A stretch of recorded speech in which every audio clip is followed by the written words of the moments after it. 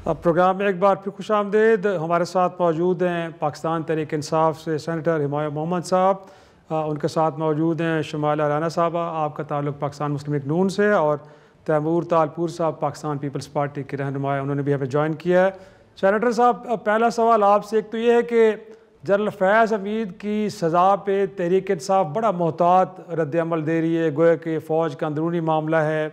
But अगर हम देखें तो फैसल वाडा साहब फरमा रहे हैं कि जी उसके बाद अब बानी पीटीआई और बाकी लोग भी रगड़े में आएंगे, जस्टिस सत्तर मिनल्ला साहब तक का नाम लिया जा रहा है।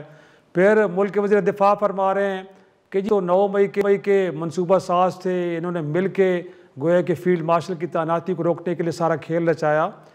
तो सर ये तो मामलात अब आप ही की तरफ बढ़ रहे हैं, बट आपका रद्द-ए-अमल बड़ा मोहतात है। बिस्मिल्लाहिर्रहमानिर्रहीम, या का नाबुदो या का नस्तईन। देखिए, मुझे अभी नहीं पता अभी क्या करना चाहते हैं, क्या नहीं करना चाहते हैं। सिंपल सी बात है, एक हाजिर सर्विस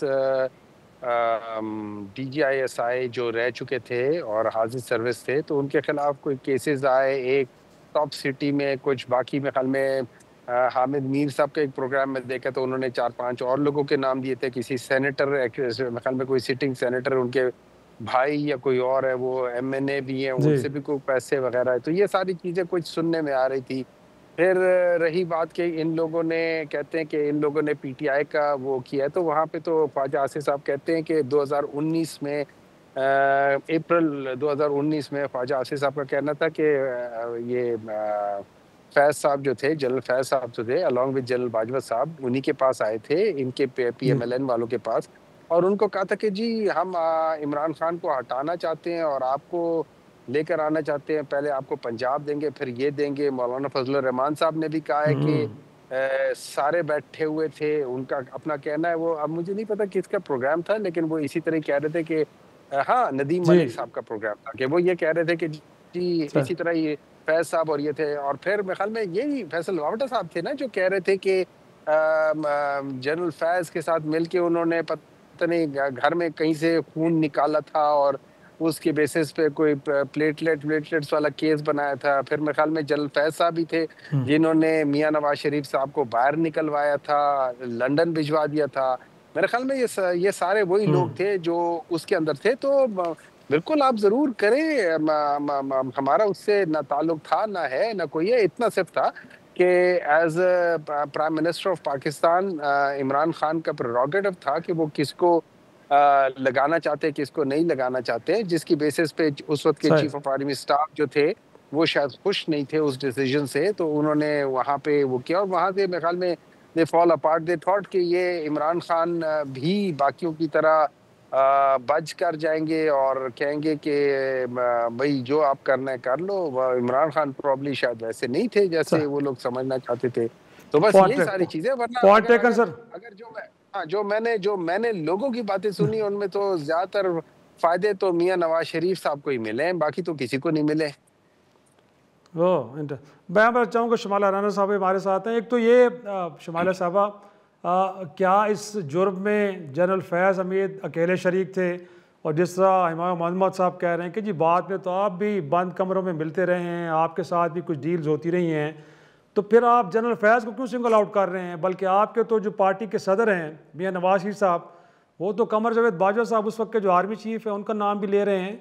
और मैं तो ख्वाजा आसिफ साहब की आपकी स्टेटमेंट सुन के हैरान हो रहा हूँ कि उन्हें पूरी स्कीम का पता था कि 9 मई क्यों किया गया, जनरल फैज़ के तहरीक इंसाफ के साथ प्लानिंग में क्या क्या रोल था।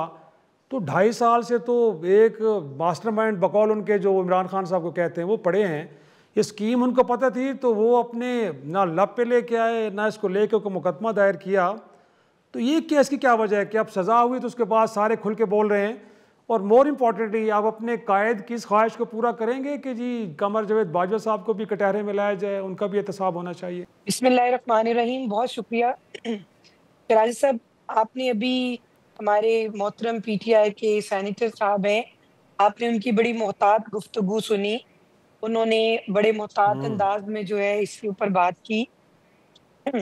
मगर बात ये है कि ये जो फैसला आया है, पहले तो मैं इसके ऊपर बात करना चाहूंगी कि जो रूल ऑफ लॉ सेट हुआ है आपके हमारे मुल्क में, कि कोई भी जो जी है वो कानून के कुटहरे से बच नहीं पाएगा, कानून की गिरफ्त से बच नहीं पाएगा।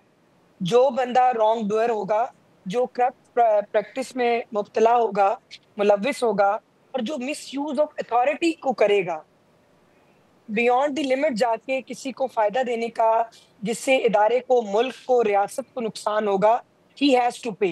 पहली बात ये है कि जो ये फैसला आया है, इसने एक तस्करी जो एक माइंडसेट है, वो बताया है कि हमारे अगर कोई भी करप्शन के लिए और मिसयूज़ ऑफ अथॉरिटी के लिए और रियासत के खिलाफ खड़े होने के लिए हमारे पास ज़ीरो टॉलरेंस है।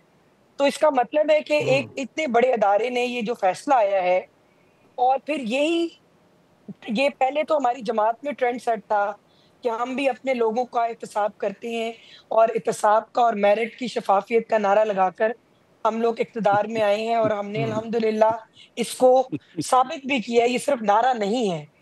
दूसरी बात ये है कि जो ये सही आपने इतनी सारी वो सवालात मेरे इकट्ठे ही कर दिए, उसमें जो मुझे समझ आई है वो ये है कि जनरल फैज़ का जो ये जो सज़ा और जज़ा है, देखिए इसके ऊपर मरियम नवाज़ शरीफ साहिबा जिस वक़्त जमहूरियत की जंग लड़ रही थी, उन्होंने अपने जलसों में भी बारहा बार ये कहा था कि ये एक एक गठजोड़ है, ये नेक्सस है जो कि एक अ, इस हद तक बढ़ चुका है कि वो पाकिस्तान की जमहूरियत को डिरेल कर चुका, पाकिस्तान के सिस्टम को डिरेल कर चुका, पाकिस्तान की मईशत को डिरेल कर चुका।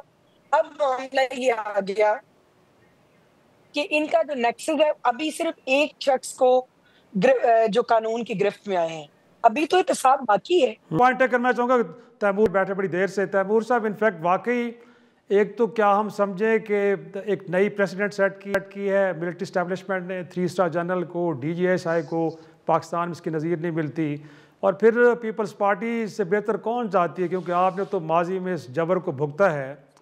तो ये जो किसी जमात के ख़िलाफ़ जब विक्टिमाइजेशन होती है, ये कोई भी एक इदारे का सरबराह अकेले में करता है या इसमें पूरा का पूरा इंस्टीट्यूशन और उसकी हाई कमान शामिल होती है? और जो मुतालबा मियाँ नवाज शरीफ साहब कर रहे हैं कि उस वक्त के आर्मी चीफ़ को भी आपको ट्रायल करना पड़ेगा, तो आपको लगता है कि जायज़ है? और इससे जुड़ा एक और सवाल सर, फैसल वाडा साहब क्योंकि आपके वोटों से सेनेटर बने हैं, तो सर इनको फ्यूचर का रोड मैप कौन देता है, कौन बताता है कि इसके बाद अगली एपिसोड क्या होने जा रही है? बिस्मिल्लाहिर्रहमानिर्रहीम, बहुत बहुत शुक्रिया। मैं समझता हूँ कि ये जो सज़ा आई है एक जनरल को, ये पाकिस्तान की आवाम के लिए बहुत खुश आइन बात है। पाकिस्तान की आवाम के साथ साथ हर वो जमात, हर वो सियासी जमात, डेमोक्रेटिक जमात, चाहे वो पीपल्स पार्टी हो, वो नून लीग हो, उनके लिए भी एक बहुत खुश आइन बात है। क्योंकि एक प्रेसिडेंस बना हुआ था पुराना कि फ़ौज जो है वो अनटचेबल है, फ़ौज में जो है कोई जजमेंट्स नहीं आती हैं, वो अपनी मर्ज़ी के मालिक हैं। तो मैं समझता हूँ कि हाफिज़ साहब ने जो है बहुत एक अच्छा प्रेसिडेंट सेट किया है कि सब आवाम के लिए, आवाम के सामने और कानून के कटहरे में बराबर हैं। जिन लोगों ने नुकसान खाया है, हमारी सियासी जमात ने, सियासी कारकुनों ने जो नुकसान खाया है जनरल फैज़ से, वो भी आपके सामने है। और अच्छी बात यह है कि अमूमन ये बातें निकलती हैं सदियों के बाद। तो अल्लाह का शुक्र जो सज़ा जज़ा हुई वो बहुत एक अच्छे टाइम पीरियड पे हुई। और एक जो डिमांड बात यह है कि बाजवा साहब के साथ ये करो वो करो, मेरे ख़्याल से ये डिमांड मेरी समझ से बाहर है, क्योंकि जनरल फैज़ के साथ भी जो हुआ है तो वो किसी की डिमांड पे नहीं हुआ, वो किसी की फरमाइश पे नहीं हुआ। वो इनका एक अपना फ़ौज का तरीक़ेकार होता है, अपने कोर्ट्स होते हैं, उन्होंने अपने तरीके कार से कहा और जो सही था वो किया। और मैं समझता हूँ अगर और भी किसी चीज़ की ज़रूरत होगी तो जिन्होंने यहाँ तक ये बात पहुँचाई है तो इससे आगे भी पहुँचा सकते हैं। और फ्यूचर के लिए भी मैं समझता हूँ। जी जी तैमूर साहब, वो इनफैक्ट तैमूर साहब अभी इमरान इस्माइल साहब भी एपिसोड से पहले उन्होंने कहा जी इसमें कोई शक नहीं है कि जनरल बाजवा साहब जनरल फैज़ हमीद की सपोर्ट से हम हुकूमत बना पाए और बाद में चलाते भी रहे। तो ख़ुद उस वक्त के तहरीक इंसाफ के लोग ये मानते हैं। तो जो पॉलिटिकल सरगर्मियों में मुलव्वस होना है, DGSI खुद फैसला करता है या सरबराह की अप्रूवल होती है? माजी में तो हमने देखा है कि जो कुछ होता रहा है वो आर्मी चीफ की मर्ज़ी के बगैर तो नहीं होता सर। मैं समझता हूँ कि मेरे से बेहतर आप ये चीज़ समझ सकते हैं, पर अगर आपने देखा होगा कि जनरल आसिम मुनीर के आने के बाद भी जनरल फैज़ कितने एक्टिव थे, और आखिरी टाइम तक जब तक वो ख़ुद सलाखों के पीछे नहीं गए तो किस तरह से वो इमरान ख़ान को भी मदद कर रहे थे, किस तरह से उनको फ़ोन की सहूलत दी जाती थी, किस तरह से उनकी मुलाकातें कराई जाती थी। तो इनका पावर तो जो है वो आपके सबके सामने था। तो ये तो बेहतर है, मैं समझता हूँ फ़ौज के लिए ही ये सोचना, ये समझना, और फ़ौज ही ये फ़ैसला करेगी कि इनको कैसे आगे बढ़ना है। पर जहाँ तक एक प्रेसिडेंट सेट हुआ है वो बहुत ही अच्छा हुआ है, और मैं समझता हूँ कि फ्यूचर में भी कोई जनरल, कोई डिक्टेटर अगर आएगा तो कम से कम ये ज़रूर सोचेगा कि उनके पास भी कभी ना कभी तो इंसाफ हुआ था। तो शायद इस डर से आगे जाके सियासी मुदाखलत कम हो, सियासी ज़्यादतियाँ कम हो, सियासी जमातों को जिस तरह से प्रेशराइज़ किया जाता था, लोग अरेस्ट किए जाते थे, शायद मैं उम्मीद अब रख सकता हूँ कि फ्यूचर में कुछ बेहतरी ज़रूर आएगी। नाज़रीन, प्रोग्राम एक छोटा सा ब्रेक, वापस आते हैं, गुफ्तगू के सिलसिले को आगे बढ़ाएंगे।